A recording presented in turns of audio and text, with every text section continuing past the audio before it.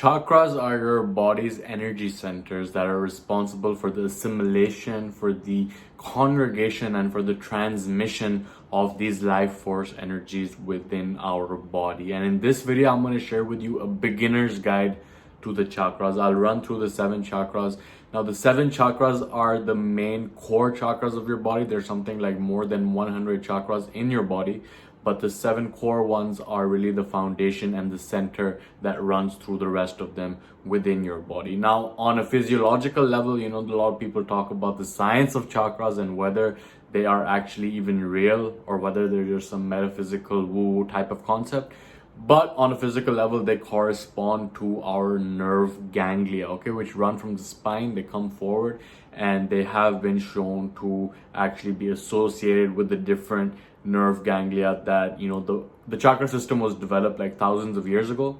But even today, as we are increasing in our modern technology, we find that there are particular organs, there are particular like I said, nerve ganglia within our body that are associated with these particular energy centers. Okay, so knowing about the chakras is just part of the process of actually learning to increase the quality of our lives with our understanding. Obviously, we have to experience them and understand where we might be lagging in our development and where there are rooms for improvement, where we might have too much energy flowing in one area, and thereby we would want to bring it down to some extent. Okay, if a chakra is overly opened, then that can also lead to negative side effects. Okay, so keep in mind that this is just a beginner's guide. These chakras go deep, like we can write entire books on them. Entire books have been written on them, as a matter of fact.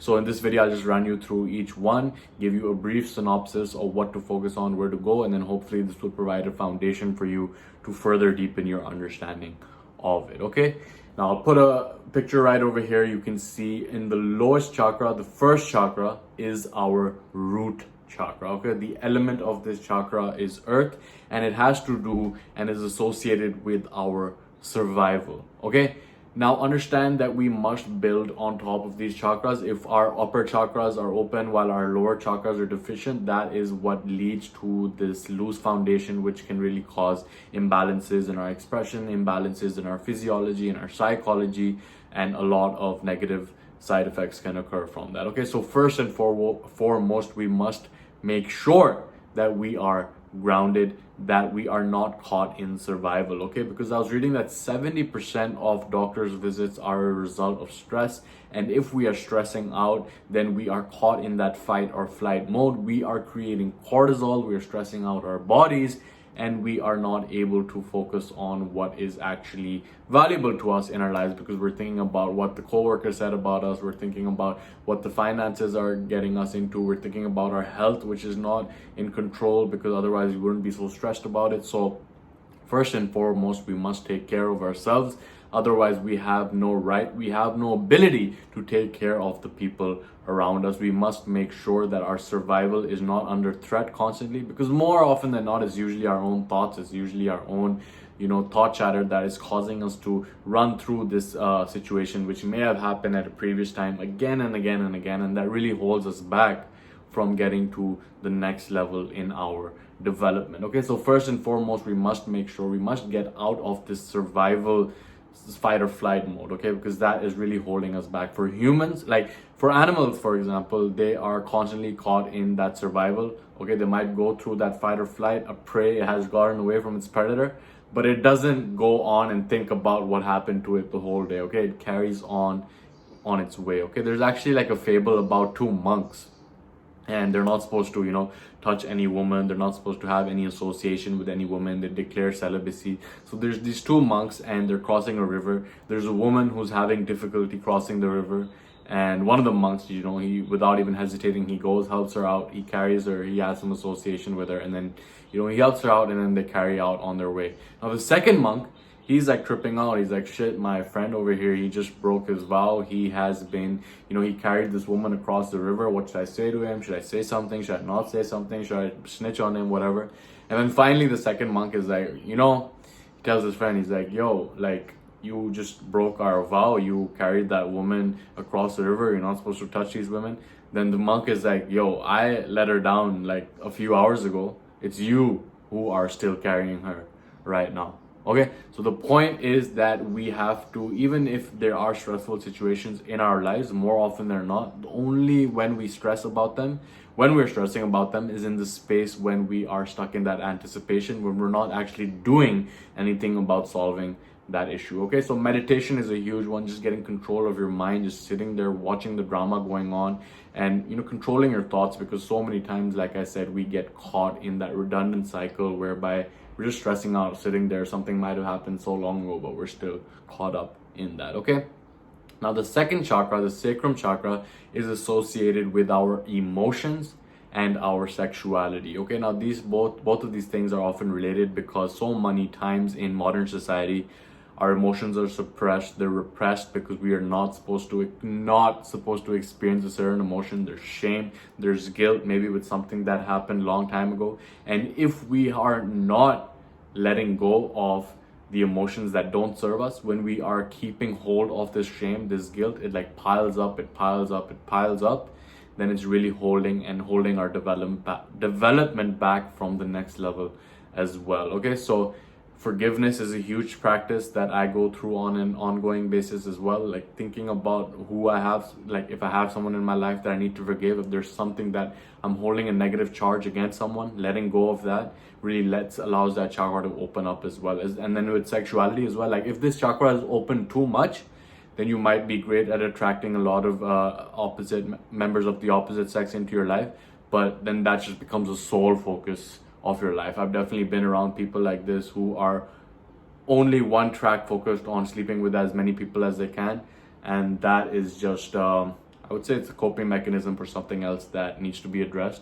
But this is just something that finds its surface, and the chakra is too open whereby it needs to be closed down to some extent. Okay, now the third chakra is the solar plexus chakra. Okay, this chakra is associated with our own personal power, our willpower, our ability to do what needs to be done. Okay, now if you are in a situation where you know you need to do something and you aren't doing it, and you are on the path, have been on this path for a while, then definitely check out the discipline challenge linked out below.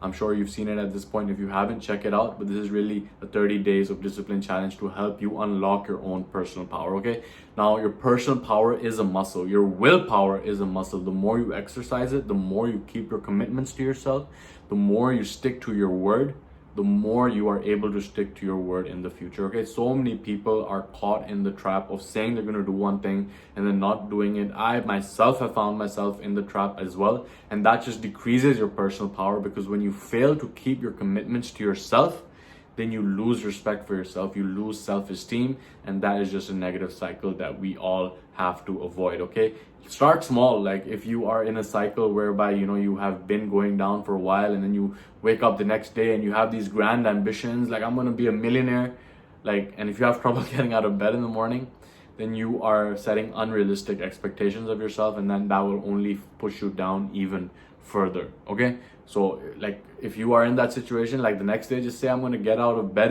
earlier in the morning, and then you feel better about yourself, then you build on that and build on that as a result. Okay, now these three chakras on the bottom are really associated with this physical plane. It's about us getting grounded, it's about us taking care of ourselves, it's about us developing our personal power to the point where we say we're going to do something and we do it. Okay, our words are in alignment with what we do. Okay, our thoughts are in alignment with what we do, and there is harmony in our physical being. Okay, it's described as your body being the vehicle for consciousness. Your chakras are the wheels that take this vehicle around, and unless your body is in proper functioning, if you are not in control of your body and you are trying to expand your spirituality, then you will be expanding it on a loose foundation whereby there is a lot of room for things to go wrong. Okay, for things to go unbalanced, unstable, and that is something that we would want to avoid as well. Okay, so taking care of these first three chakras, making sure you're fine, making sure you keep your word to yourself, making sure that you're not holding on to these negative emotions from the past, like shame, like guilt, like anger, like pride, like desire, these emotions that really hold you back. Okay, I can link out to another video which goes over the levels of consciousness. It'll definitely help provide more clarification, because I find that it actually ties in nicely with the chakras as well, the levels of consciousness. Okay, I'll link up to it over here. Now the fourth chakra is the heart chakra. Okay, this is associated with love, with expansion. This is not the love, this is not the erotic love, this is not the lustic love. This is the unconditional love, because it's represented by the element of air. Like air goes into a room, it spreads, and then eventually that air is all over the room in equal proportion. In the same way, unconditional love is about loving everything that is, loving everything that has happened to you, loving everyone that comes across your path, no judgment.